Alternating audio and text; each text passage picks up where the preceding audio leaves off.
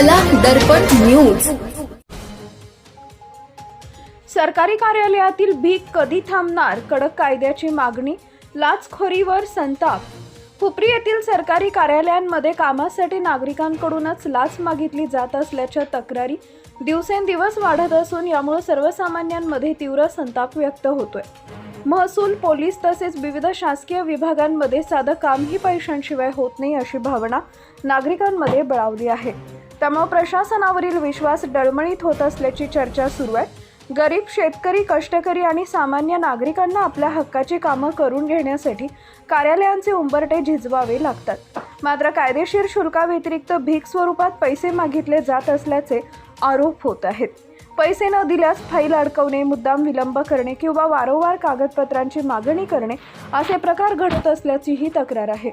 समाज मनातून लाचखोरी विरोधात तीव्र प्रतिक्रिया उमटत असून दोषी अधिकारी व कर्मचाऱ्यांवर कठोर कारवाई करण्याची मागणी जोर धरू लागली आहे।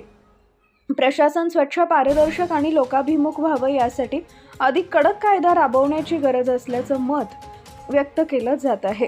दरम्यान कोणताही शासकीय अधिकारी, कर्मचारी किंवा त्यांच्या वतीनं काम करणारा एजंट कायदेशीर शुल्काव्यतिरिक्त पैसे मागत असेल तर नागरिकांनी अजिबात भीती न बाळगता तत्काळ लाचलुचपत प्रतिबंधक विभागाशी संपर्क साधावा।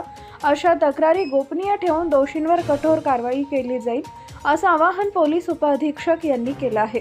अलीकडील काही घटनांनंतर केवळ कारवाईपुरतं न थांबता लाच मागणाऱ्यांवर तात्काळ निलंबन, सेवेतून बडतर्फी आणि मालमत्ता जप्ती यांसारख्या कठोर उपाययोजना कराव्यात अशी मागणी पुढे येते आहे।